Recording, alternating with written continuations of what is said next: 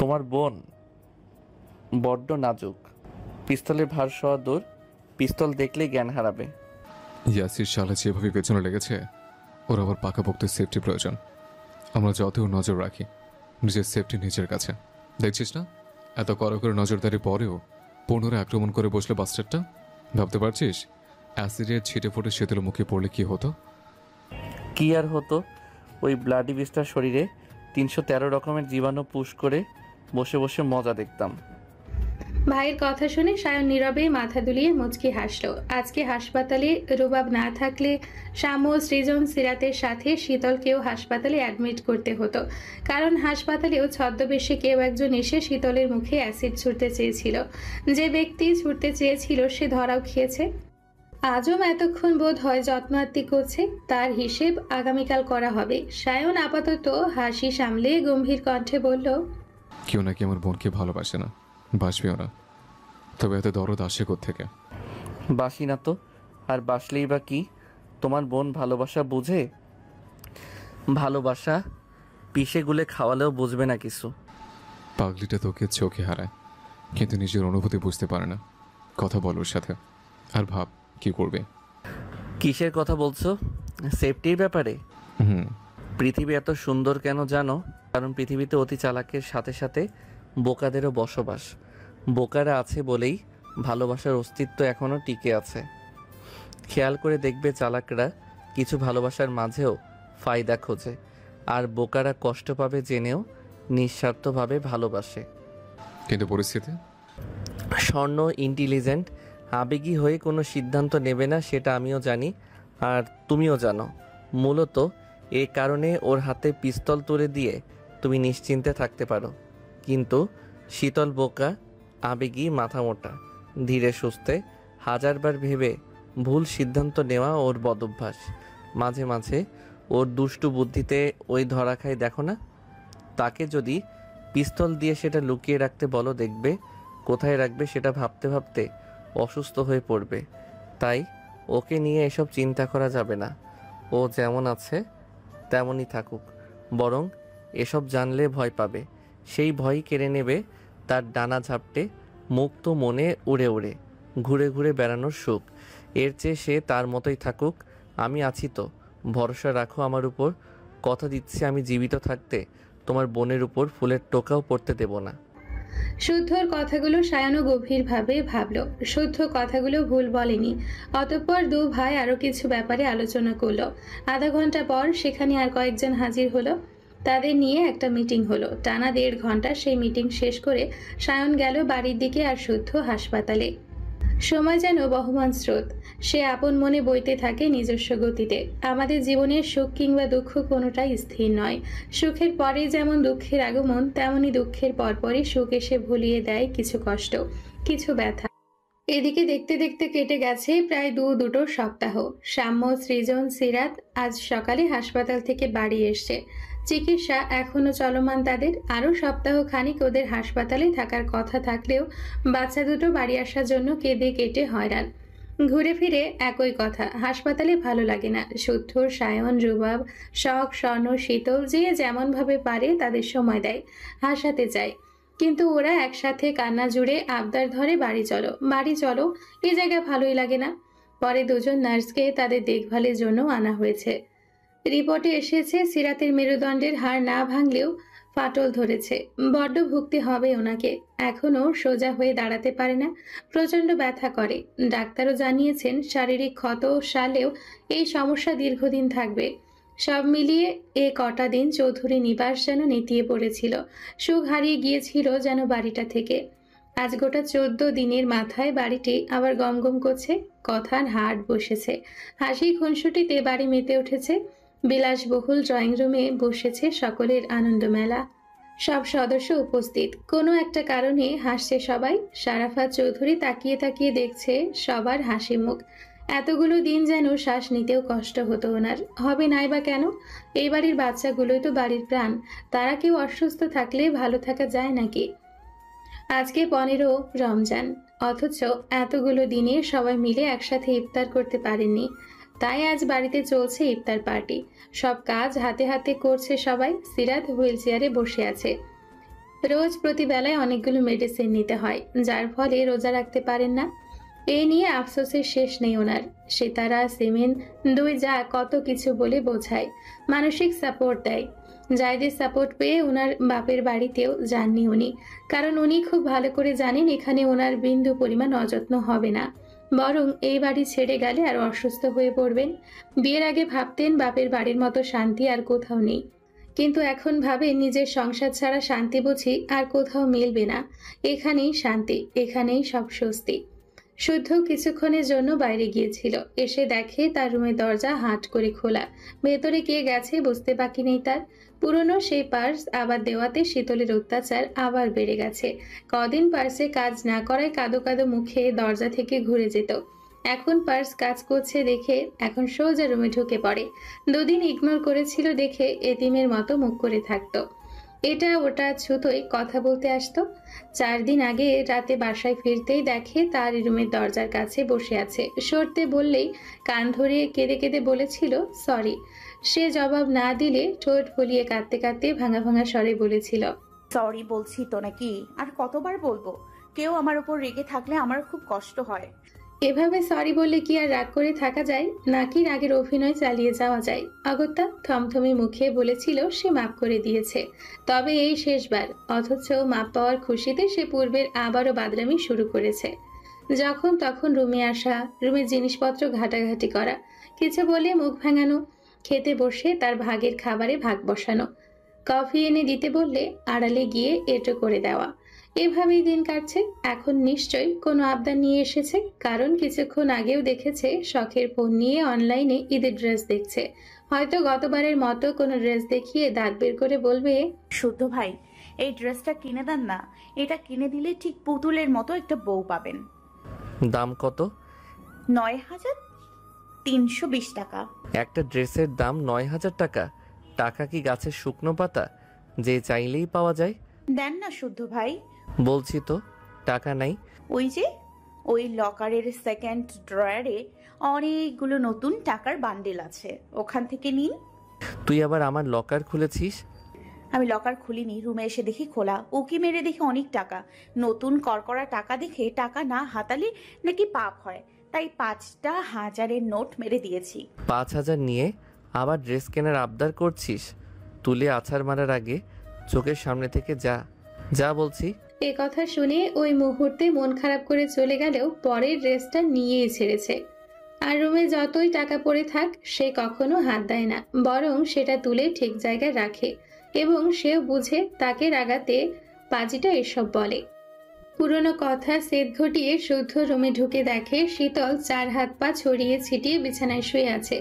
একটা বালিশ ওর বুকের ওপর, ঠোঁটে মিটিমিটি হাসি। তাকে দেখা মাত্রই লাফ মেরে উঠে হড়বড় করে বলে, শুদ্ধ ভাই, দারুণ একটা খবর আছে। শুদ্ধ ওর কথায় কোনো জবাব না দিয়ে ওয়াচ খুলে ওয়ালেটটা বের করে রাখলো। সে জানে কিছু না বললেও দারুণ খবরটা শীতল তাকে বলবেই। তখনও শীতলের চোখে মুখে আনন্দ ঝরে পড়ছে, কিছু একটা নিয়ে খুব খুশি বোধ হয়। তখন সত্যি সত্যি শীতল বলল, কিছুদিন আগে আমলকি গাছের ডালে একটা পাখি বাসা বেঁধেছিল। আজ দেখে এলাম বাসায় 2টো ছানা ফুটেছে। আবার গাছে উঠেছিলি? কই না তো। তাহলে কিভাবে বুঝলি বাসায় 2টো ছানা ফুটেছে? মাটিতে দাঁড়িয়েই দেখলাম। তোর বাপ কোন কোম্পানির ভিটামিন খাওয়াচ্ছে তোকে যে মাটিতে দাঁড়িয়ে উঁচু গাছের মগডালে সবকিছু দেখতে পাচ্ছিস? এ কথা শুনে শীতল মুখ ভোতা করে চলে গেল। তাকে যেতে দেখে শুদ্ধ ফ্রেশ হতে ওয়াশরুমে যাওয়ার আগে শীতল পুনরায় হাজির। ওড়নায় আঙ্গুল পেঁচাতে পেঁচাতে বলল, কিয়ারা ফোন করেছিল, ওর বাবা নাকি কোথায় থেকে সাদা প্যাঁচার ছানা এনেছে, কি নাম রাখবে তাই জিজ্ঞাসা করছিল। পেঁচাটা ছেলে নাকি মেয়ে? ছেলে। তাহলে তোর বাপের নামটা বলে দিতি। বলেছি। তোর বাপের নাম বলেছিস? না, প্যাঁচাটা দেখা মাত্রই কেন জানি আপনার কথা মনে পড়েছিল, তাই কিয়ারাকে বলেছি নাম রাখতে।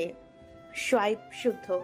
এ কথা বলে শীতল নিজেই খিলখিল করে হেসে এক ছুটে দৌড়ে পালালো। চোখের পলকে শুদ্ধর নাগালের বাইরে সে, নয়তো চেলা কাঠের দর্শন পেতে হতো খুব ভালো করে জানে সে।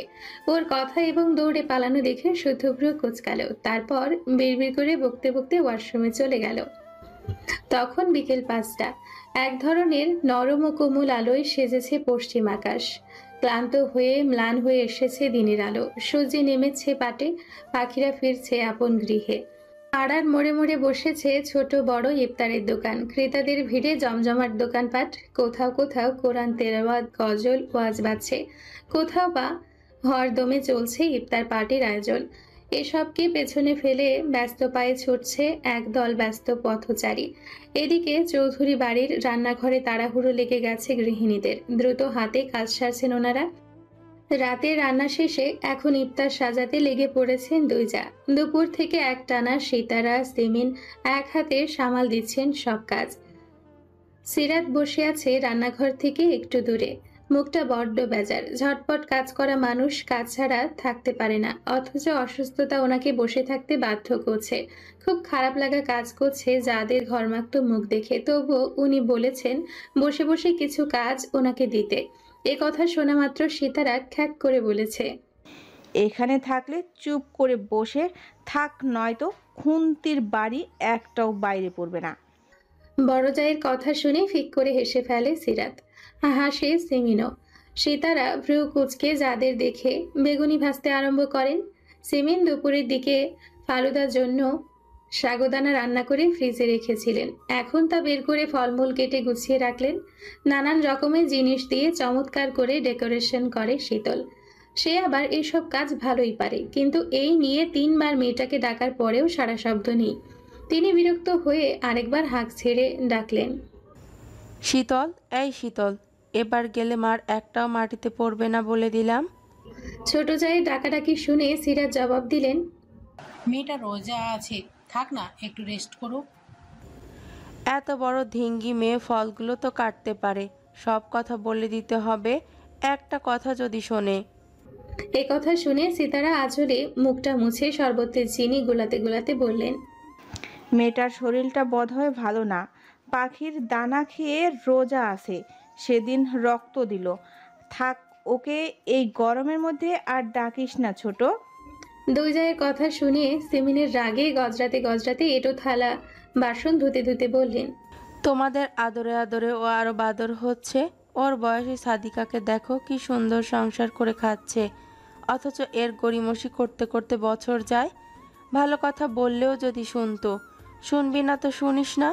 শ্বশুরবাড়ি গিয়ে শাশুড়ির খোঁচা খেতে খেতে নাকের জল চোখের জল এক হবে, তখন আমার কথা মনে পড়বে।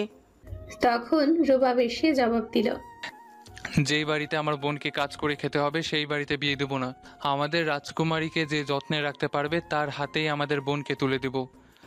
কল্পনার রাজ্য থেকে বেরিয়ে আয় বাবা। শ্বশুর বাড়ি গেলে রাজকুমারী যতই আদরের হোক, সেই আদর আর শ্বশুর বাড়িতে থাকে না। এজন্যই বলছি, বোনের ভালো চাইলে কাজ শেখা। রুবাব হাসলো, তারপর সীতাকে বলল, শীতলকে শিখিয়ে পড়িয়ে নাও বড় মামি। ও ছোট মানুষ, ওকে আর কি কাজ শেখাবো?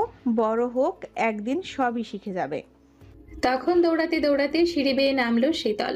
দুপুরে গোসল সেরে একটুখানি শুয়েছিল, কখন চোখ লেগে গেছে খেয়ালই করেনি। মায়ের ডাক শুনেছিল, তবে তখন আরামের ঘুম হারাম করে উঠে আসতে ইচ্ছে করছিল না। আরামে আরামে ঘুমিয়ে বিকেলও কাবার করে ফেলেছে।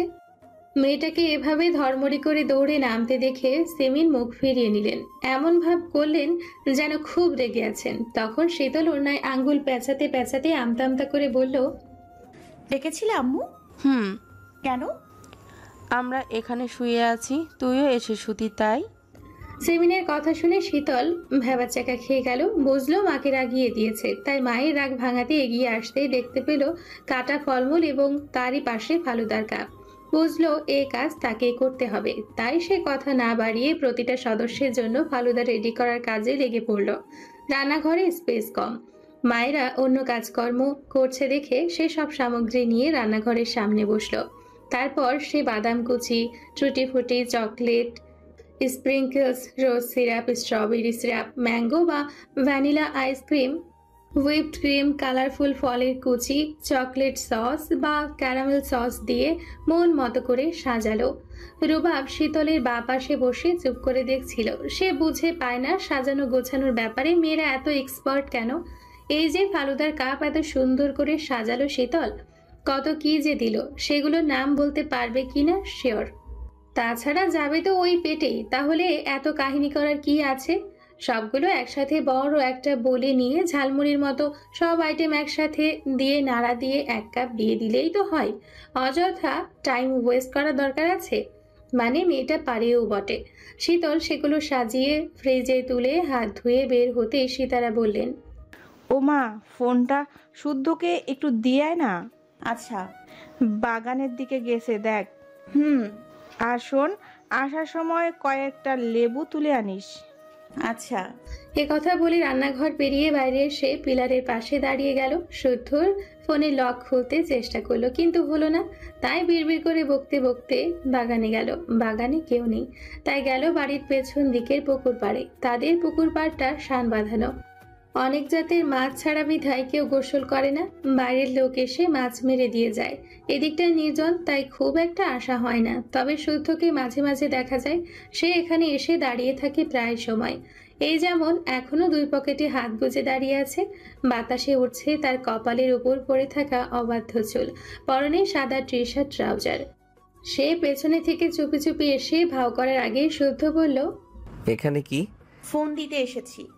শুদ্ধ হাত বাড়ালো। শীতল ফোন এগিয়ে দিয়ে শুদ্ধর পাশাপাশি দাঁড়ালো। সে শুদ্ধর বুক বরাবর। হঠাৎ দমকা বাতাসে শীতলের চুল এলোমেলো হয়ে গেল। উড়ন্ত চুলের ঝাপটা লাগলো শুদ্ধর চোখে মুখে। ব্যাপারটা খেয়াল করে ধমক খাওয়ার আগে শীতল চুল গুছিয়ে হাত খোপা করে নিল। শাওয়ান চৌধুরীর রাজহাঁসের মাংস ভীষণ পছন্দ। উনি মাঝে মধ্যে রাজহাঁস কিনে আনেন। কিছুদিন আগে খাবেন বলে এনেছিলেন, কিন্তু সাম্য সৃজনের অ্যাক্সিডেন্টের জন্য খাওয়া হয়ে ওঠেনি। ফলস্বরূপ রাজহাঁস দুটো দিনের বেশিরভাগ সময় পুকুরে ভেসে বেড়ায়। সন্ধ্যের পর দারোয়ান কাকা ওদের গ্যারেজে রাখে। শীতলের হঠাৎ নজর গেল ভেসে বেড়ানো হাঁস দুটির দিকে। সে বলল, পুকুরে ভেসে বেড়ানো হাঁসগুলো কত সুখী, তাই না শুদ্ধ ভাই? ইস, আমিও যদি হাঁস হতাম। আফসোসের সুরে বলা শীতলের কথা শুনে পুকুরে তাকালো শুদ্ধ। হাঁস দুটোকে আপন মনে ঘুরে বেড়াতে দেখে সত্যিই মনে হচ্ছে তারা ভীষণ সুখী। তারা পুকুরে ভাসতে ভাসতে ছোট ছোট মাছ পোকা ধরে খাচ্ছে, কখনো নিজস্ব ডাকছে, পাশাপাশি ভাসছে। টলটলে স্বচ্ছ জলে ধবধবে হাঁস দুটোকে দেখতে সত্যিই খুব সুন্দর দেখাচ্ছে। হঠাৎ পুরুষ হাঁসটি নারী হাঁসটিকে চেপে ধরে সঙ্গমে লিপ্ত হলো। যা ঘটল সেটা ছিল অনাকাঙ্ক্ষিত। এ দৃশ্য দেখে মুহূর্তে ঠোঁটে হাসি এঁটে দাঁড়িয়ে দেখতে থাকা শীতলের হাসি মিলিয়ে গেল। বিস্ময়ে চোখ দুটো বড় বড় হয়ে গেল। ফর্সা আদরে গাল দুটো রাঙা হয়ে উঠল। কান দিয়ে যেন গরম ধোঁয়া বেরোতে লাগলো। নারী হাঁসটি পালাতে গিয়ে পারল না, আটকা পড়লো পুরুষ হাঁসটির নিচে। শুদ্ধ পাশে থাকায় সে আর তাকিয়ে থাকতে পারল না। দ্রুত দৃষ্টি সরিয়ে অন্যদিকে তাকালো। কেন জানি হাত পা ভীষণ কাঁপছে। অসীম লজ্জায় চোখ তুলে তাকাতেও পারল না পাশের মানুষটার দিকে। কত শখ করেই না হাঁস হতে চেয়েছিল, কিন্তু কি থেকে কি হয়ে গেল। এক রাশ লজ্জায় এক ছুটে পালিয়ে যেতে যেতে বিড়বিড় করলো, না না না, আমি হাঁস হতে চাই না। ছি ছি ছি। এ কথা বলতে বলতে পালিয়ে গেল ঠিকই, তবে ভুলেও আর পিছু ফিরে তাকালো না। কিন্তু একবার তাকালে হয়তো দেখতে পেত তার বিশুদ্ধ পুরুষ নিজের ঠোঁট কামড়ে ধরে হাসছে। হাসছে তার চোখ জোড়াও। কি চমৎকার সেই হাসি! সেই হাসি নিদারুণভাবে স্বচ্ছ জলে ফুটে উঠেছে। শীতল চলে গেছে বুঝতে পেরে সে হাসতে হাসতে বলল, কেবল তো শুরু লাজুকলতা, এখনই লজ্জায় ডুবলে চলবে? সর্বনাশের চিপাগলি যাওয়ার কথাও তো স্মরণে রাখতে হবে। এ কথা বলে সে মিটিমিটি হাসতে হাসতে পুকুর পাড়ে দাঁড়িয়ে রইল। আর শীতল দৌড়াতে দৌড়াতে বাড়িতে ঢুকলো। মেয়েকে দৌড়ে আসতে দেখে সিমিন কটমট করে তাকিয়ে রইলেন। সব সময় ফিঙে ডানার মতো এই মেয়ে ছুটে বেড়ায়। স্থিরতা বলতে কিছু যদি থাকে এর মধ্যে, এ নিয়েও সাবধান করেছেন। সাবধান করলেই বা কি, এ মেয়ে শুধরাবার না। তবে ভেবেও নিলেন অকারণে দৌড়াদৌড়ি করতে গিয়ে যদি মুখ থুবড়ে পড়ে তাহলে তখনই আরেক ঘা বসাবেন। শীতল লাজুক মুখে হাসতে হাসতে এসে দাঁড়াতেই মায়ের সামনে পড়ে থমকে দাঁড়িয়ে গেল। হাসি লুকানোর বৃথা চেষ্টা করে মুখ ভোতা করে মনে মনে ভাবল, কাজ করি না বলে আম্মু রেগে আছে। সমস্যা নেই, এখন কাজ করে সব তামা তামা করে ফেলবো। পরে কাজ করার উসিলায় নতুন জামার বায়না করব। এ কথা ভেবে চমৎকার করে হাসল। তারপর ছোলা বাটি হাতে তুলে নিয়ে ডাইনিং টেবিলে রাখতে গেল, কিন্তু বিধিবাম পাপসে পা আটকে ছোলার বাটি নিয়ে নিজেও উপর হয়ে পড়ল। সঙ্গে সঙ্গে কাচের বাটি ভেঙে ছোলা ছিটিয়ে গেল। শীতল মায়ের মার খাওয়ার ভয়ে তাড়াহুড়ো করে ওঠার আগে সিমিন দ্রুত এগিয়ে গেলেন। একটা কাজও করে না, কালে ভদ্রে যা করে তাতে অঘটন ঘটিয়ে বসে। ইফতারের সময় হয়ে গেল, আর এখন এই অঘটনই ঘটাতে হলো। উনি রাগে দুম করে একটা কিল বসিয়ে দিলেন শীতলের পিঠে। শীতল চোখ বড় বড় করে তাকিয়ে রইল মায়ের দিকে। পর মুহূর্তে আরেকটা মারতে গিয়ে সেটা মেয়েটার ঠোঁটে লেগে ঠোঁট দিয়ে গল গল করে রক্ত বেরিয়ে গেল। এদিকে সীতারা দ্রুত সিমিনকে আটকাতে গেলে খেয়াল করলো শীতল কেমন করছে। কিলটা এমন ভাবে পিঠের ওপর পড়েছে ঠিকঠাক নিঃশ্বাস নিতেও পারছে না। রুবাব আর সীতারা ব্যাপারটা খেয়াল করে দ্রুত বুকে আগলে নিলেন, মাথায় পিঠে হাত বুলিয়ে শান্ত হতে বললেন। এদিকে ইফতারের সময় হয়ে যাওয়ায় শারাফাত আর সাফওয়ান চৌধুরীও নিচে এসে বসেছেন কেবল। সায়ন পার্টি অফিস থেকে ফিরে কেবল দরজা দিয়ে ঢুকেছে। সবাইকে রান্নাঘরের সামনে হুলস্থুল করতে দেখে সে দ্রুত পায়ে এগিয়ে গেল। নিচে বসে থাকা শীতল ভাঙা কাচের বাটি আর ছড়ানো ছিটানো ছোলা দেখে বুঝে নিল আসল ঘটনা। শীতলের ঠোঁট থেকে রক্ত বের হচ্ছে দেখে দ্রুত ঘাড় ঘুরিয়ে গেটের দিকে তাকালো। শুদ্ধকে বাগানের দিকটায় ফোনে কথা বলতে দেখে এলো। সে যদি দেখে তাহলে নির্ঘাত তুল কালাম বাঁধাবে। মনে মনে এই কথা ভেবে সে দ্রুত পকেট থেকে রুমাল বের করে শীতলের ঠোঁটে চেপে ধরল। শীতল তখনও পিঠ বাঁকিয়ে চোখ বন্ধ করে বসে আছে। তখন সায়ন তার ঠোঁটে রক্ত মুছতে মুছতে আদরের সুরে বলল, দেখে শুনে হাঁটবি না, কতখানি কেটে গেছে। এ কথা বলে ফের সেমিনের দিকে তাকিয়ে বলল, ছোট আম্মু এভাবে কেউ মারে? দেখো তো ঠোঁটটা কেটে কি অবস্থা হলো। বকবা মারবা ঠিক আছে, মারারও তো সিস্টেম থাকা লাগে। এদিকে সেমিনা হতবাক হয়ে দাঁড়িয়ে আছে। মারটা এভাবে লাগবে উনিও বুঝতে পারেননি। শীতল তখন রক্তমাখা ঠোঁট ফুলিয়ে মায়ের দিকে তাকালো। তার চোখ দিয়ে ঝরছে অঝোর অশ্রুধারা। অভিমানী চোখ জোড়া, অভিমানী টইটুম্বুর। এদিকে চেঁচামেচি শুনে শারাফাত ও সাফওয়ান চৌধুরী ছুটে এলেন। সিমিন মেরেছে শুনে শারাফাত চৌধুরী থমথমে মুখে শীতলকে উঠিয়ে ড্রয়িং রুমের সোফায় বসালেন, যত্ন করে রক্ত মুছে দিলেন। ভাসুরকে দেখে সিমিন মাথায় আঁচল টেনে মাথা নিচু করে এক কোণে দাঁড়িয়েছে। সীতারা এবার বকতে লাগলেন সিমিনকে। সিরাতো তাই। রুবাব সবার বকাবকি শুনে দীর্ঘশ্বাস ছেড়ে দেখে শুদ্ধ দাঁড়িয়ে আছে। সে ভ্রুজোড়া কুচকে তাকিয়ে আছে শীতলের দিকে। সীতারার বকাবকি শুনে বুঝলো মেরেছে সিমিন, তাও আবার ছোলা ফেলে দেওয়ার জন্য। সে দাঁড়ালো না, বাইকের চাবিটা পকেটে পুরে তখনই বেরিয়ে গেল। এদিকে ব্যস্ত থাকায় কেউ সেদিকে খেয়াল করলো না। ভাই বোনেরা হাতে হাতে ইফতার টেবিল সাজিয়ে ফেলল। শখ শীতলের ঠোঁটে অ্যান্টিসেপটিক লাগিয়ে দিল। সে বাবাকে কল দিল। ঠোঁট ফুলিয়ে কাঁদতে কাঁদতে অভিযোগ জানালো। শাহাদাত চৌধুরী থমথমে মুখে বললেন, আমি এবার ছুটিতে গিয়ে তোমাকে আমার কাছে নিয়ে চলে আসবো। আর থাকতে হবে না ওখানে। আমার মেয়েকে শুধু ধরে ধরে মারবে আর বসে বসে দেখবে, তা হবে না। তাই যাব, থাকবো না আমি। কত কষ্ট করে সারাদিন রোজা ছিলাম, অথচ শেষ মুহূর্তে এসে মেরে রক্তারক্তি করে রোজাটাকে দুর্বল করে দিল। থাক, কাঁদে না মা। ইফতার করে ওষুধ খেয়ে নিলেই ব্যথা সেরে যাবে। সিমিনও অজু করতে যেতে যেতে শুনলো বাবা ও মেয়ের কথা, তবে চোখ তুলে তাকালেন না সেদিকে। তাকালেই চোখের পানি লুকানো মুশকিল হয়ে যেত যে। তারপর সকলে একে একে ইফতার করতে বসে খেয়াল করলো শুদ্ধ নেই। কল দিলেও ধরল না সে। হঠাৎ না বলে কোথায় গেল, তাকে নিয়ে সবার মাঝে একটু চিন্তাও কাজ করছিল। তখন শুদ্ধ পেল। হাতে রিয়া বড় ব্যাগটা রেখে ওর মাকে হাতে ধরিয়ে দিল। ভারী বড়সড় ব্যাগটা ধরে সীতারা বললেন, এতে কি আছে বাপ, এত ভারী কেন ব্যাগটা? শুদ্ধ সে কথা জবাব দিল না। শখ আর স্বর্ণকে উদ্দেশ্য করে ভারী গলায় বলল, বাহারি রকমের যত যা ইফতার আছে সব সরা। শখ ভাইয়ের মুখের দিকে একবার তাকিয়ে তার মায়ের দিকে তাকালো। তাকে সরাতে না দেখে শুদ্ধ জোরে একটা ধমক দিল। সে এত জোরে ধমক দিয়ে শীতল চমকে উঠেছে। সে বিস্ময় নিয়ে তাকিয়ে দেখছে সামনের বিশুদ্ধ পুরুষটাকে। ভাইয়ের ধমক শুনে শখ এবার সাহস নিয়ে আমতামতা করে বলল, ইফতার করব না ভাইয়া? কর, তবে শুধু ছোলা দিয়ে কর। ছেলে তেরামিতে শারাফা চৌধুরী এবার প্রচন্ড বিরক্ত মুখ খুললেন। এত কিছু থাকতে শুধু ছোলা দিয়ে ইফতার করবে কেন?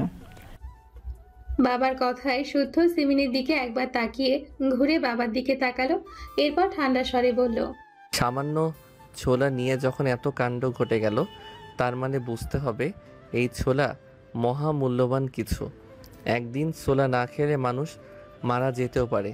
এ পাপ কি আর জেনে শুনে করা যায়? তাই ইফতার আজ ছোলা দিয়েই হবে।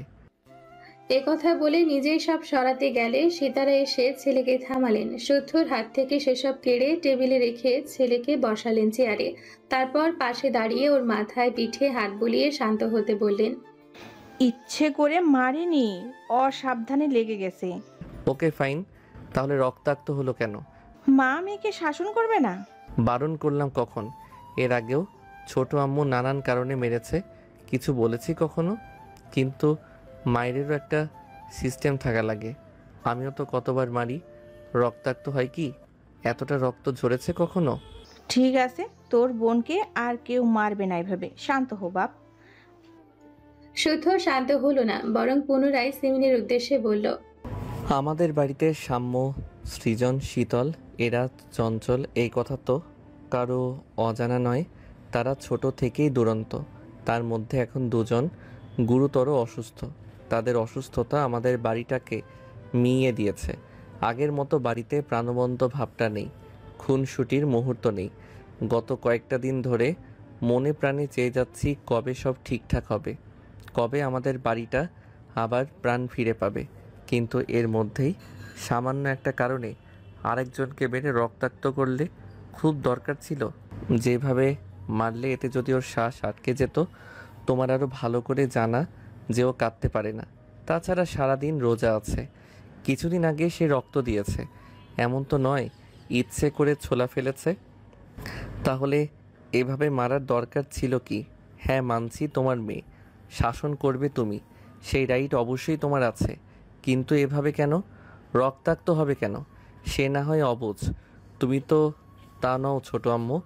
একবার তাকিয়ে দেখো ঠোঁটটা কিভাবে কেটেছে, এখন খাবে কিভাবে? শুদ্ধর কথা শুনে সিমিন মুখ ভোতা করে তাকিয়ে আছে মেয়ের দিকে। পাজিটা মাকে নাস্তা নাবুদ হতে দেখে মিটিমিটি হাসছে। কত বড় ফাজিল! তবে হাসলে অদ্ভুত দেখাচ্ছে। ঠোঁটের এক পাশ অনেকটাই ফুলে কালচে রক্ত জমে আছে, প্রচন্ড ব্যথা হবে। তখন উনিও সুযোগ বুঝে অভিযোগ দিলেন, মারটাই চোখে দেখলি, কেন মারলাম দেখলি না? ও সপ্তাহ খানেকের মধ্যে বই হাতে নিয়েছি কিনা একবার জিজ্ঞাসা কর। বাড়িতে পড়তে বসে না, কোচিংয়ে যায় না, কিয়ারাকে অবধি ডাকতে আসতে বারণ করেছে। সারাটা দিন খালি টই টই করে ঘোরা, গাছে উঠে পাখি দেখা, ফল পাকড় পাড়া, এইসব করে বেড়ায় সে। ডাক্তার দেখিয়ে মেডিসিনগুলো যে এনে দিলি, হাত দিয়ে ছুঁয়েছে নাকি জিজ্ঞাসা কর, এখনই জিজ্ঞাসা কর। মায়ের অভিযোগ শুনে শীতলের মুখটা লটকে গেল। একটা অভিযোগও মিথ্যে নয়। সিমিন তখন আরো বললেন, এগুলো না হয় বাদই দিলাম, কিন্তু আমার মন বলছে ও আবার কোনো কাণ্ড ঘটাচ্ছে, ওই আটাখোরের মতো আবার কাউকে। ভাসুরের সামনে সিমিন আর পুরো কথা শেষ করতে পারলেন না, তার আগেই থেমে গেলেন। তবে সকলে বুঝলো ওনার কথার অর্থ, তাই সকলের দৃষ্টি শীতলের দিকে। শীতল নিজেও হতবাক, হতবম্ব চোখে তাকিয়ে আছে মায়ের দিকে। প্রেম না করে প্রেমের অপবাদ মানা যায়? তখন সায়ন সিমিনের কথা ধরল, তোমার কেন মনে হলো ও প্রেম করছে?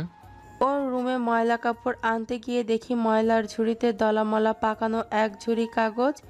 এগুলো কিসের কাগজ, এত কেন, কী সব ভেবে একটা কাগজ খুলে দেখি সেখানে লেখা আমার মুড়ি সাইটেশ। সাইটেশ কি বা কে একমাত্র আল্লাহ মাহবুদ জানে। মায়ের কথা শুনে শীতল মাথা নিচু করে মুখ গলার সাথে মিশিয়ে নিল। ইস, এভাবে ফাঁস হয়ে যাবে কে জানতো? কাগজগুলো পুড়িয়ে ফেললেই হতো। এখন না জানি এই কাগজের জন্য বাঁশ খেতে হয়। যদি সত্যিই বাঁশ খেতে হয় তাহলে চোখ বন্ধ করে শুদ্ধর নাম বলে দিবে। মার এমনিতেও খেতে হবে, অমনিতেও খেতে হবে। সেদিন বিশুদ্ধ পুরুষ তাকে চেয়ে নিতে বলল না? আজ ধরা খেলে বড় আব্বু না বড় মাকেও বলবে, তোমাদের ছোট পুত্রের নববধূ হওয়ার টোকনটা আমাকেই দাও না বড় আব্বু। ওদিকে সায়ন আর রুবাব পারছে না হেসে গড়াগড়ি খেতে। সায়ন বসে থেকে শুদ্ধকে পা দিয়ে খোঁচাচ্ছে, ইঙ্গিত দিচ্ছে কিছু একটার। এদিকে শুদ্ধ নিশ্চুপ, বাকিরাও চুপ থেকে শীতলের থেকে জবাবের অপেক্ষায়। সিমিনের কথা শুনে সারাফাত চৌধুরী এবার গলা খাকারি দিলেন। উনি কথা বলবেন বুঝে বাকিরা নিজেদের কৌতূহল দমিয়ে রাখলেন। এরপর উনি স্বভাবসুলভ গম্ভীর কণ্ঠে বললেন, এসব কি শুনছি মা? না মানে বড় আব্বু, তোমার মা যা বলছে তা কি সত্যি? সবাইকে এড়িয়ে গেলেও বড় আব্বুকে উপেক্ষা করতে পারল না শীতল, তাই আঙ্গুল মোচড়াতে মোচড়াতে আমতা আমতা করে জবাব দিল, সাইটেশন কোনো আঠাখোর বা রাস্তার টোকাই না। বড় আব্বু, সে আমার দেখা সুপার জেন্টলম্যান। আমি তাকে পছন্দ করি। সুযোগ পেলে বিয়ে করে বিদেশে চলে যাব। শীতলের কথা শুনে সবার চোখ বড় বড় হয়ে গেল। বলে কি এ মেয়ে, মাথা টাথা পুরোটাই গেছে নাকি? তবে শীতলের কথা শুনে শারাফাত চৌধুরী রাগলেন না, বরং ঠান্ডা স্বরে কথা চালিয়ে গেলেন। তার ছেলেটা সেই জেন্টলম্যান? কি করে, বাসা কোথায়? সাইটেস এটা তার পদবি নাকি পেশা? সাইটেস্ট তার পদবি। আসলে সে তামিল মুভির হিরো। আমাদের শুদ্ধ ভাইয়ের মতোই নামকরা সায়েন্টিস্টও। দেখতে পুরাই জেন্টলম্যান। নাম পিওর ক্যারেক্টার সাইটেস। সায়ন, রুবাব ভাইয়াও চেনে। ভাইয়া তোমরা কিছু বলো। শীতলের কথা শুনে সায়ন আর রুবাবের হাসি ভস করে মিলিয়ে গেল। নিচ থেকে শুদ্ধকে খোঁচানো সায়নের পাটাও থেমে গেল।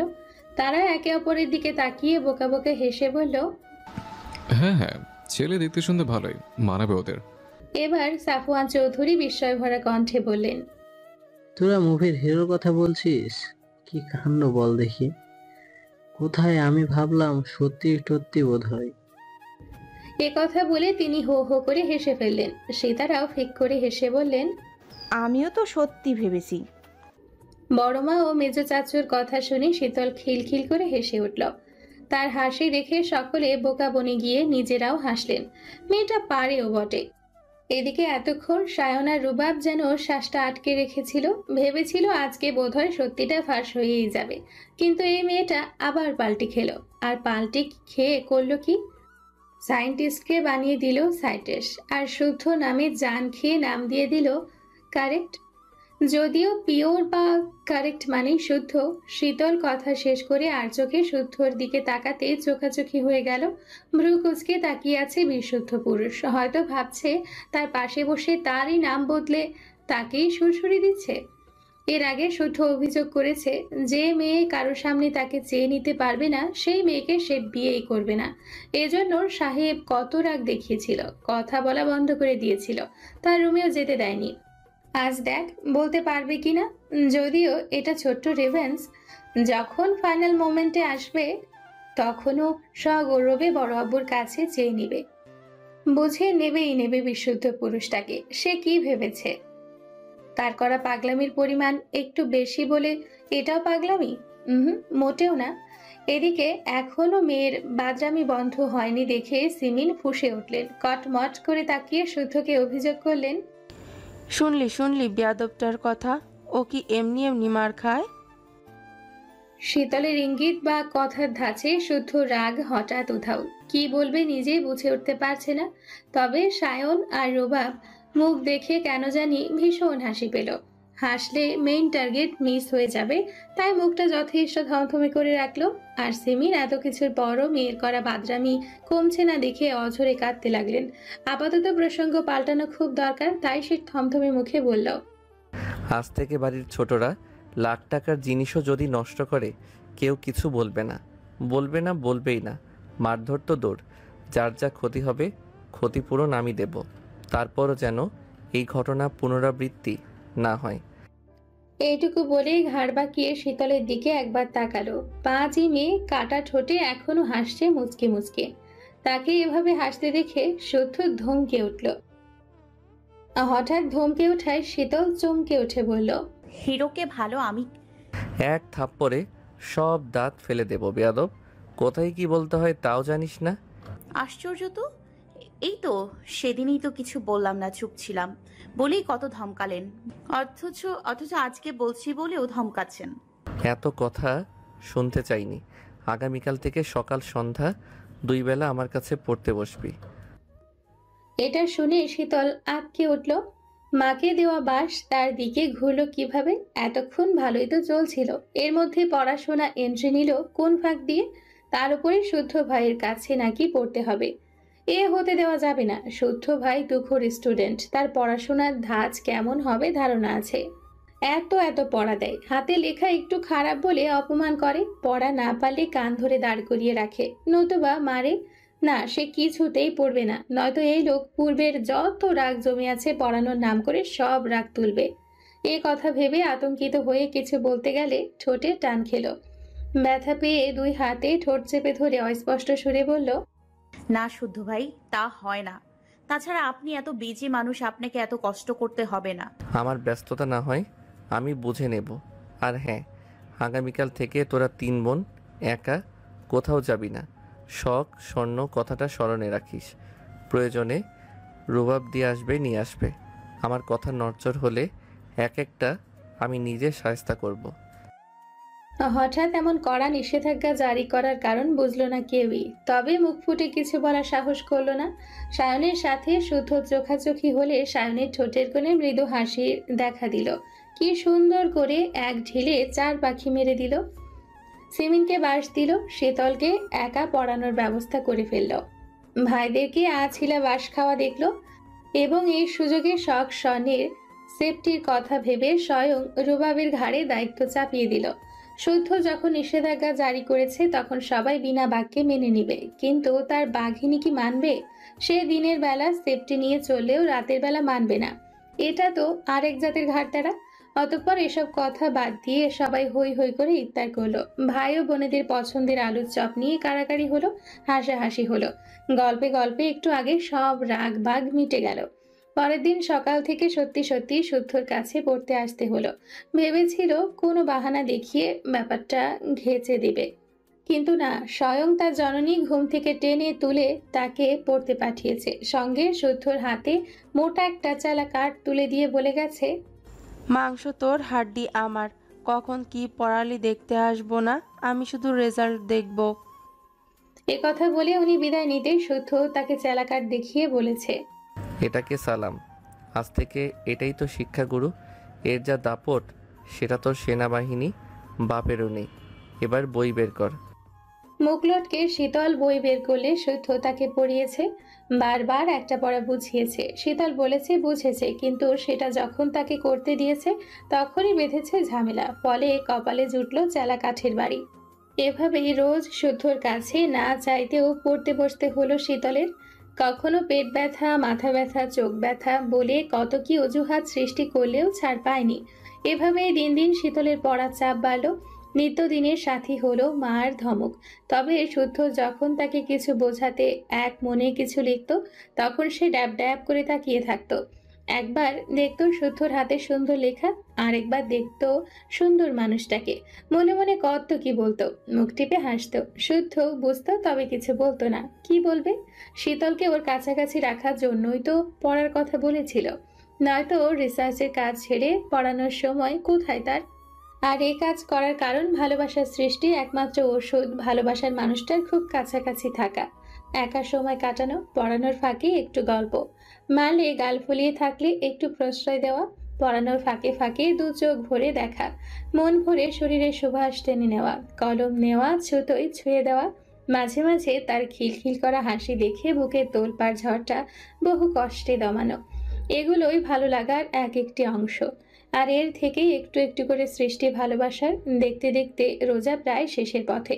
সকলের কেনাকাটা এখনো বাকি। শুদ্ধ জরুরি কিছু কাজ থাকায় রুবাব, শারাফাত ও সাফওয়ান চৌধুরী মিলে একদিন ইফতারের পরে বাকিদের নিয়ে শপিংয়ে গেলেন। সবাই সবার জন্য মিলে ঝুলে মাঝরাত অবধি কেনাকাটা সারল।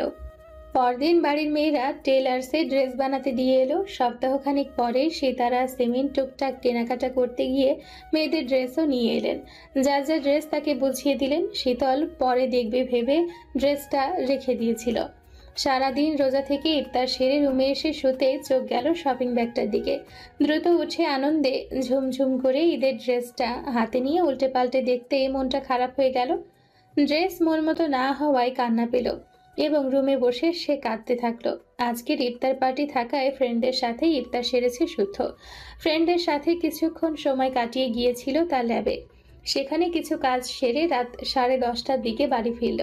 বাড়ির মেয়েরা তখন কিছু একটা নিয়ে খুব হাসাহাসি করছিল। ক্লান্ত বিধায় সেদিকে না গিয়ে সোজা রুমে চলে গেছে। সময় নিয়ে শাওয়ার নিয়ে বের হতেই ওর ফোনে রিংটন বেজে উঠল। ডিসপ্লেতে শাওয়ান চৌধুরীর নাম দেখে কলটা রিসিভ করলো। ড্রেসিং টেবিলের সামনে দাঁড়িয়ে ভেজা চুল মুছতে মুছতে শুনল, আজ সিরাতের মেডিসিন আনতে হবে। না আনলে রাতে মেডিসিন মিস হয়ে যাবে। এদিকে উনি মিটিংয়ে আটকে গেছে, এজন্য শুদ্ধকে আনার কথা বললেন। অগত্যা শুদ্ধ পুনরায় রেডি হয়ে রুম থেকে বের হতে শীতলের কান্নার শব্দ শুনে থমকে দাঁড়িয়ে গেল। এই তো কিছুক্ষণ আগেও দাঁত বের করে হাসছিল, এখন আবার কি হলো? আবার মার খেলো নাকি? এ কথা ভেবে এসে রুমে দরজায় নক করলে শীতল চোখ তুলে তাকালো। সকল আবদার মেটানোর মানুষটাকে দেখে ঠোঁট ভেঙে কেঁদে অসহায় কণ্ঠে বলল, শুদ্ধ ভাই সর্বনাশ হয়ে গেছে। শীতলের করুণ আর্তনাদ শুনে শুদ্ধ ভেতরে প্রবেশ করলো। গুরুতর কিছু হয়েছে ভেবে জিজ্ঞেস করলো, কি হয়েছে? আমার ইহ জীবনের হাসি খুশি সব ধুলোই মিশে গেছে। অযথা না বকে ঝেড়ে কাশ। টেলার্সে ঈদের ড্রেস বানাতে দিয়েছিলাম, ওই হারামজাদা সালোয়ারের ইলাস্টিক না দিয়ে বেল্ট দিয়েছে। বেল্টের সালোয়ার পরতে পারি না আমি, ঘন্টায় ঘন্টায় গিট্টু বেঁধে যায়। এর আগের সালোয়ারে খালি গিট্টু বেঁধে যাওয়ায় ওয়াশরুমে কাটা কম্পাস একটা রেখেছিলাম। যতদিন ওই সালোয়ার পরেছি ততদিন কাটা কম্পাসকে সাথে সাথে রাখতে হয়েছিল। তা গিট্টুর সাথে কাটা কম্পাসের কি সম্পর্ক? এ কথা শুনে শীতল ঢোক গিলে নাক টানতে টানতে জবাব দিল, কারণ কাটা কম্পাস দিয়ে গিট্টু খুলতে সুবিধা হয়। কিন্তু আমি এবার ওসব আপদ সহ্য করতে পারবো না, আমি নেবই না এই সালোয়ার। শুদ্ধ দুই আঙ্গুলে কপাল ডলে দীর্ঘশ্বাস চাপল। এজন্য মরা কান্না কাঁদতে হবে? সে শীতলের কান্নারত মুখের দিকে একবার তাকিয়ে হাতে থাকা সালোয়ারের দিকে তাকালো, তারপর ইশারা করে বলল, এটা ঠিক হবে না। আর হবে, কিন্তু আম্মু বলেছে এটাই পড়তে হবে। টেলার্সে অনেক ভিড়, পরে ঠিক করে এনে দেবে। ঠিকই তো বলেছে। মন মতো ড্রেস না পরলে ঈদ হয় নাকি? এটা যদি ঠিক না হয় এই ঈদে কোনো ড্রেসই পরবো না, বলে দিলাম। তোর কি একটাই ড্রেস যে কাঁদতে বসেছিস? একটা না, সব মিলিয়ে 5টা। তবে 5টা ড্রেস কবে কখন পরবো প্ল্যান করেও ফেলেছি। এখন এটা মন মতো না হলে সব প্ল্যান ভেস্তে দিতে হবে। এ কথা বলে অসহায় দৃষ্টিতে তাকিয়ে পুনরায় কেঁদে ফেলল সে। তাকে এভাবে কাঁদতে দেখে শুদ্ধ বলল, টেইলরকে দিলে এটার সমাধান হবে, তাই তো? আচ্ছা ঠিক আছে, রেডি হয়ে নিচে আয়। আচ্ছা। শীতল ঘাড় কাত করে দুই হাতে চোখ মুছে রেডি হতে গেল। শুদ্ধ বিড়বিড় করতে করতে সিরাতের থেকে প্রেসক্রিপশনটা নিয়ে গেল পার্কিং লটে। ওর বাইকটা বের করে বাইকের উপর বসতেই শীতল শপিং ব্যাগ হাতে বেরিয়ে এলো। আজকে হিজাব পরেনি, তবে মাথায় ওড়না টানা, পরনে সাদা রঙের থ্রি পিস। শুদ্ধ তাকে আপাদমস্তক দেখে বসতে ইশারা করলে উঠে বসলো, কাঁধে হাত রাখলো। তারপর বাইক স্টার্ট করে বেরিয়ে গেল শীতলের বিরাট সমস্যার সমাধান খুঁজতে। এদিকে শুদ্ধরা যেতে সায়ন শনের অন্ধকার রুমের লাইটটা জ্বালালো। তারপর পুনরায় এগিয়ে এসে শনের কোমর জড়িয়ে ধরে কোলে মাথা রেখে শুয়ে পড়ল। শনও সায়নের মাথার চুল টেনে দিতে দিতে ল্যাপটপে কিছু একটা করছে। সায়নের কেন জানি সেটা পছন্দ হলো না। সে চট করে চিত হয়ে শুয়ে শনের মুখটা নিজের দিকে ঘুরিয়ে নিল। মুগ্ধ নয়নে কিছুক্ষণ তাকিয়ে থেকে বলল, বারণ করেছিলি বলেই তো দূরে ছিলাম, হঠাৎ জরুরি তলব কেন? মিস করছিলাম। আমাকে নাকি আমার স্পর্শকে? দুটোই। তাহলে বিয়ের কথা বাসায় জানাই? আপুর অনুষ্ঠানের পর এমনিতেই আমাদের পালা, তখন জানিও, আর বাধা দেব না। সায়ন কিছুক্ষণ শনের মুখের দিকে তাকিয়ে ভ্রু জোড়া কুঁচকে নিল। এরপর কিছু একটা ভেবে বলল, কোনক্ষণ? স্বর্ণ সায়নের মুখ চেপে ধরে কথা থামিয়ে দিতেই দরজার উপাস থেকে সিমিন বন্ধ দরজায় টোকা দিয়ে বলল, স্বর্ণ, এই স্বর্ণ, ঘুমিয়েছিস মা? ছোট মায়ের কথা শুনে সায়ন চট করে উঠে স্বর্ণের ঠোঁট দিয়ে ঠোঁট আঁকড়ে ধরল। মুহূর্তের মাঝে জোকের মতো চুষে নিতে থাকলো স্বর্ণের ঠোঁট। স্বর্ণ শব্দ ছাড়া নিজেকে ছাড়াতে চাইল। সায়ন যেন আরো জোরে আঁকড়ে ধরল। তার অবাধ্য হাত জোড়া স্বর্ণের কামিজের পালিতে হাত রাখতেই স্বর্ণ তার হাত খামচে ধরল। বাধা পেয়ে সায়ন ঠোঁট ছেড়ে কানে কানে বলল, আমাকে এতদিন কাছে আসতে দিস না, ঠিক কতটা ছটফট করেছি জানিস? পানিশমেন্ট জমা আছে। আম্মু এসেছে, কি বলে দেখি, তারপর পানিশমেন্ট যা দিবে মাথা পেতে নেব। প্রমিস? প্রমিস। এ কথা শুনে সায়ন স্বর্ণের অন্ধকার বেলকুনিতে চলে গেল। ঠোঁটে তার ফিচেল হাসি। এদিকে স্বর্ণ ওড়নায় মুখ মুছে খোলা চুল বাঁধতে বাঁধতে দরজা খুলল, বলল, ওয়াশরুমে ছিলাম তাই দেরি হলো, এসো রুমে এসো। তোর বাবা তোকে ফোন করেছে, ধরছিস না কেন? কি বলে শোন তো মা। ফোন ভাইব্রেশন করা, ওয়াশরুমে থাকায় ভাইব্রেশনও শুনতে পাইনি। আচ্ছা দেখছি। এ কথা বলে শাহাদাত চৌধুরী কল দিতেই ডিসপ্লেতে ভেসে উঠল বাবার মুখ। সে সালাম দিল, বিনয়ীভাবে কুশল বিনিময় করলো। সে বরাবরই কম কথা বলে, বিধায় কি বলবে খুঁজে পেল না। তখন শাহাদাত চৌধুরী একটা বিয়ের প্রস্তাবের ব্যাপারে জানালেন, একটা ছেলেকে দেখালেন। ছেলেটা ভলিবল খেলছে, সেনাবাহিনী বিধায় শারীরিক গঠন ফিটফাট। ছেলের নাম মুস্তাকিম, চমৎকার একটা ছেলে। ডিপার্টমেন্ট তার সাহসী কাজের কথা মুখে মুখে আলোচিত। তার বাবা মেজর আনিসুল হক, তিনি স্বর্ণ আর মুস্তাকিমের বিয়ের প্রস্তাব রেখেছেন। মুস্তাকিমকে ওনার ভীষণ পছন্দ। এখন স্বর্ণ পজিটিভ ইঙ্গিত দেয়, তাহলে এই কথাই কবেন। স্বর্ণ বাবার কথা শুনে একবার তাকালো বেলকনির দিকে। এসব শুনে ওই পাগলটা বেরিয়ে না আসে। মেয়েকে চুপ থাকতে দেখে শাহাদাত চৌধুরী বললেন, নিজের পছন্দ থাকলে আমাকে জানাতে পারো মা, আমি তোমার পছন্দকে সমান গুরুত্ব দেব। এবার বলো দেখি, আছে নাকি কেউ? স্বর্ণ বাবার মুখের দিকে একবার তাকালো, তারপর সরাসরি বলল, আছে, তবে আমার একটু সময় প্রয়োজন বাবা। কিছু জানাতে হলে সবার আগে আমি তোমাকেই জানাবো, প্রমিস। শাহাদাত চৌধুরী নীরবে শুধু হাসলেন, মৃদু মাথা নাড়িয়ে সম্মতি প্রকাশ করলেন। মোস্তাকিমকে ভীষণ পছন্দ বিধায় হাতছাড়া করতেও নারাজ উনি, তাই বললেন, তাহলে শীতল। শীতলের নামটা উঠতেই বুদ্ধিমান স্বর্ণ ওনাকে বলল, শীতল এখনো অনেক ছোট বাবা, হাত পায়ে বড় হলেও বড্ড অবুঝ। আমার মতে এখনই ওকে এসবের মধ্যে জড়ানো ঠিক হবে না, কয়েক বছর যাক, তখন না হয়। এবারও শাহাদাত চৌধুরী মেয়ের কথায় সম্মতি জানিয়ে কল কাটলেন। সিমিন মেয়ে ওর স্বামীর কথা শুনলেও আগ বাড়িয়ে কোনো মন্তব্য করেনি, কারণ উনি জানেন স্বর্ণ বুঝদার, যার সিদ্ধান্ত নিবে জেনে বুঝেই নিবে। অন্তত আরেকটার মতো লাফাতে লাফাতে গিয়ে শুকনো মাটিতে মুখ থুবড়ে পড়বে না। তারপর উনি নিচে যেতে স্বর্ণ দ্রুত দরজা আটকে ঘুরে দাঁড়াতে সায়ন তাকে দেওয়ালের সাথে চেপে ধরে হিসিয়ে বলল, ছেলেটা কেমন, করবি বিয়ে? স্বর্ণ সায়নের হাতটা গলা থেকে সরিয়ে নিজেই রাগান্বিত সায়নকে গলা জড়িয়ে ধরল। তারপর মুচকি হেসে বলল, আমার শাহরিয়ার সায়ন কি কম যে অন্যকে বিয়ে করার কথা ভাবতে হবে আমার? এ কথা সায়নের কানে পৌঁছাতে রাগ গলে জল হয়ে গেল। স্বর্ণকে ঠেলে দেওয়ালে ঠেকিয়ে গ্রীবায় নাক ঘষতে ঘষতে বলল, শখের অনুষ্ঠান হওয়ার এক সপ্তাহের মধ্যে তোকে আমার ঘরে তুলব। জান, বিশ্বাস কর, সত্যি অধৈর্য হয়ে গেছে আজকাল কষ্ট নিজেকে সামলে দিতে। তোকে দেখলে অবদ্ধ মন বলে তোর মাঝে ডুব দিতে। স্বর্ণ হাসল, তারপর সায়নের কপালে চুল সরিয়ে আচমকা চুমু এঁকে বসলো। এদিকে সায়ন হতভম্ব, সে বিষয় নিয়ে তাকিয়ে আছে।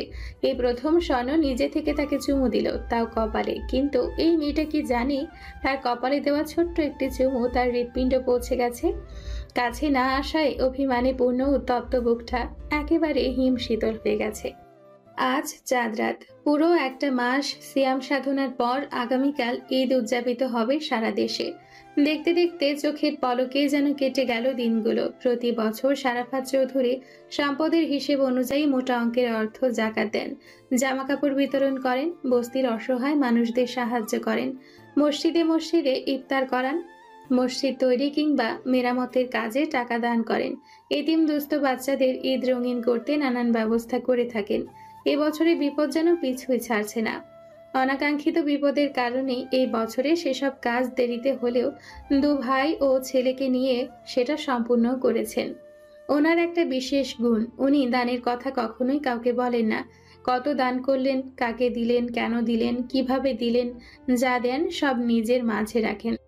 শারাফাত, সাফওয়ান, শাহাদাত, সায়ন, শুদ্ধ, রুবাব, এদের সবার আয়ের কিছু অংশ একত্রে বিরাট অ্যামাউন্ট আসে।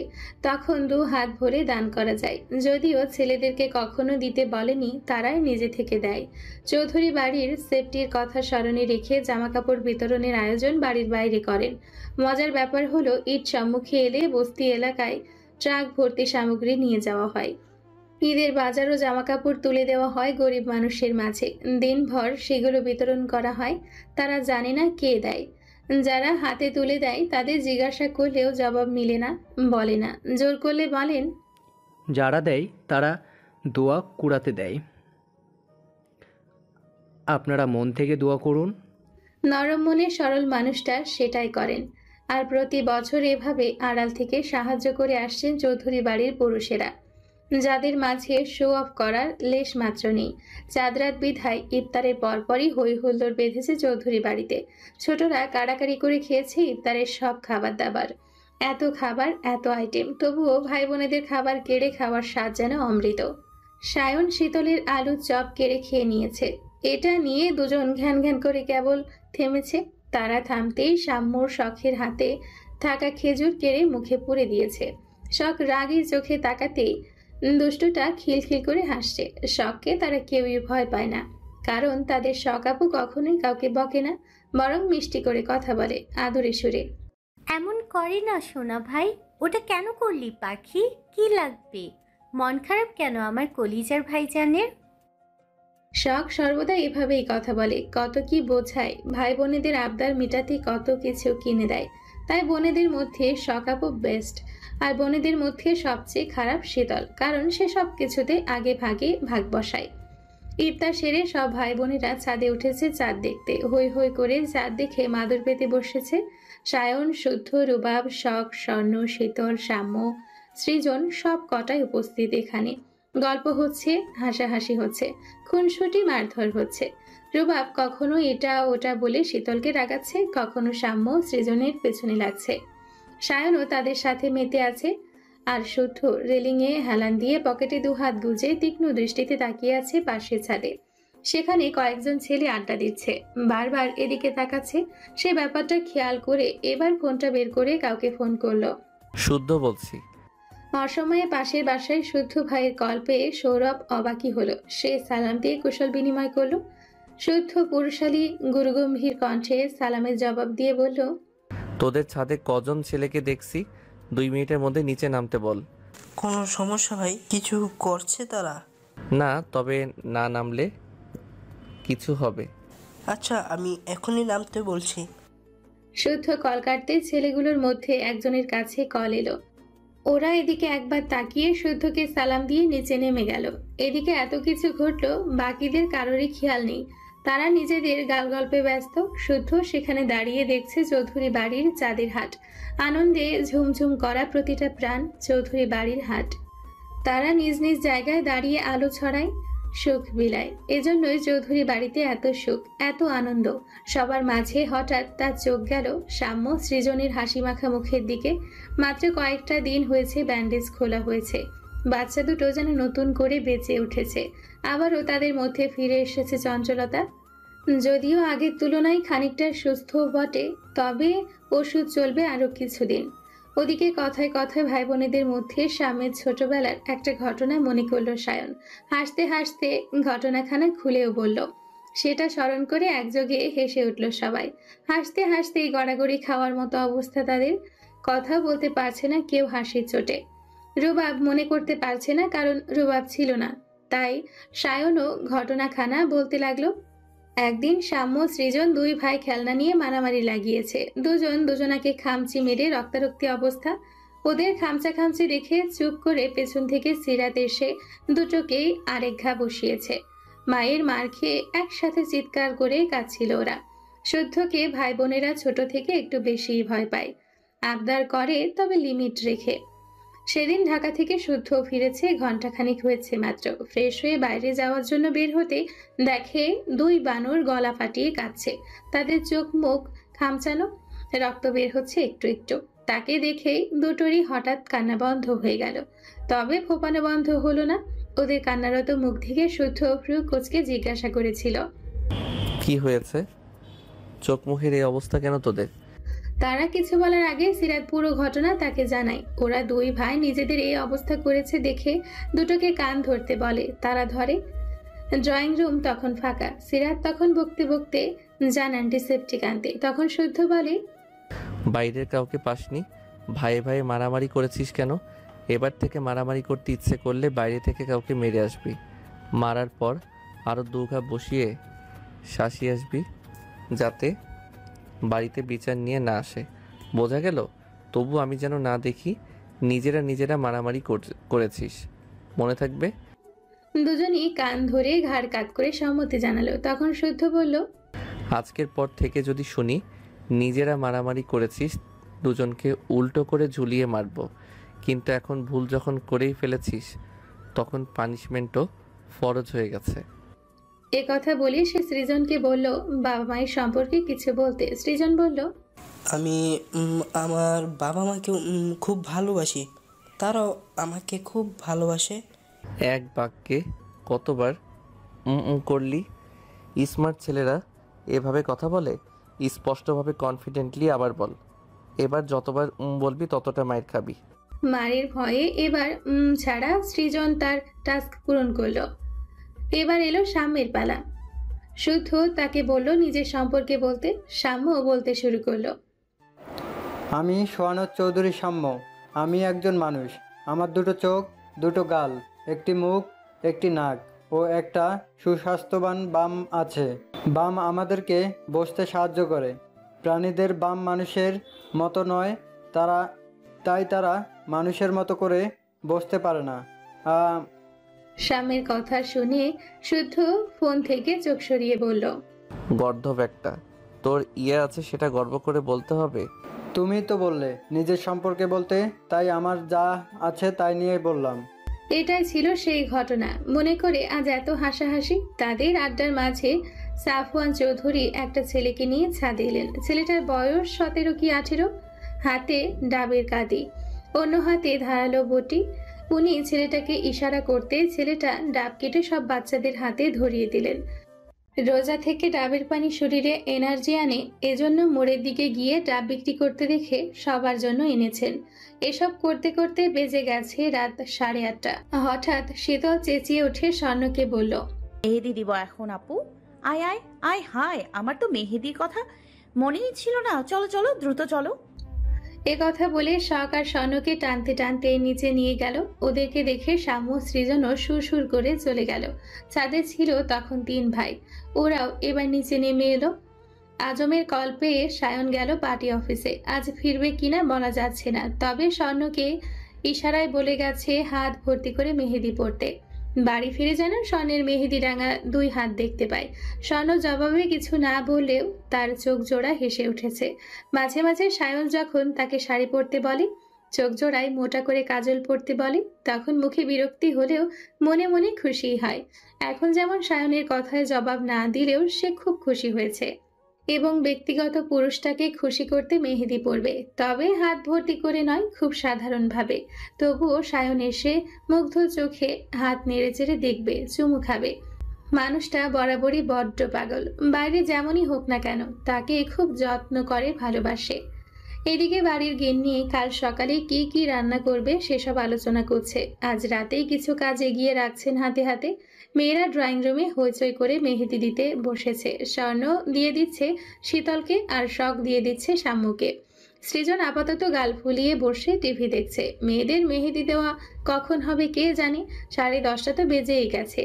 তাই সীতারা বাকিদের টেবিলে খাবার দিয়ে বড় থালায় ভাত এনে সব কটাকে খাওয়াতে বসলেন।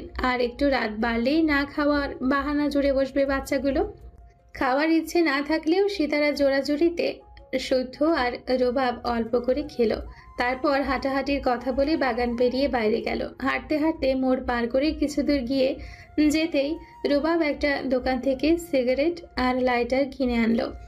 একটা তার ঠোঁটে গুজে আরেকটা শুদ্ধ দিকে এগিয়ে দিল। শুদ্ধ সেটা নিয়ে সিগারেটে ধোঁয়া উড়িয়ে বলল, ঝগড়া করেছিস? এ কথা শুনে রুবাব এক পলক তাকিয়ে পরপর 2টো টান মেরে জবাব দিল, হয়েছে। ঐশ্বর্য আনমনা হয়ে কাজ করতে দেখলাম। আজ কিছু কাজে ভুল করেছে, বকা খেয়েছে, হাতে ব্যান্ডেজ দেখলাম। কি হয়েছে হাতে? রান্না করতে গিয়ে নাকি হাত পুড়িয়েছে। এখন একটা গালি দেই গালি। দেশে ফেরার পর থেকে একবারও দেখা করেনি। বিয়ের কথা বললেই ওর নাকি চান্দি গরম হয়ে যায়। শালা শ্বশুরটা মরেও না, আমার পথও ক্লিয়ার হয় না। তোকে না মেরে মরবে কেন?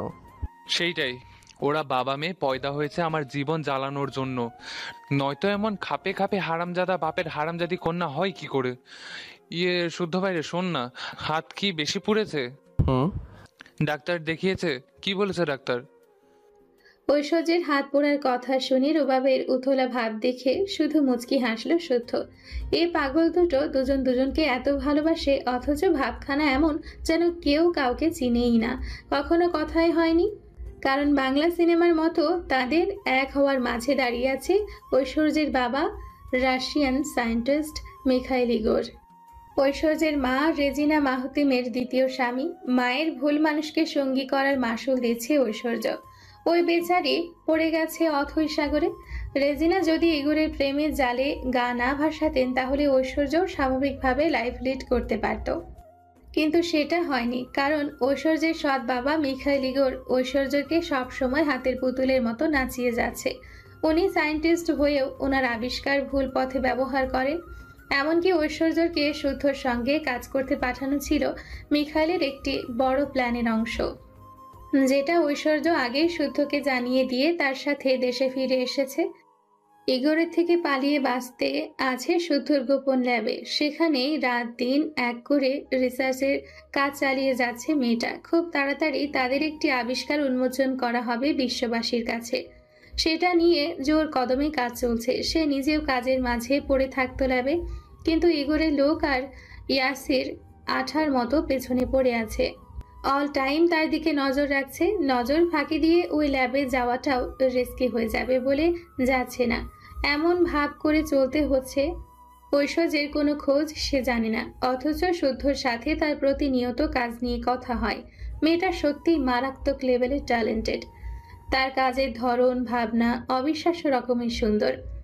আর রুবাব কিভাবে যেন তারই প্রেমে পিছলে পড়েছে।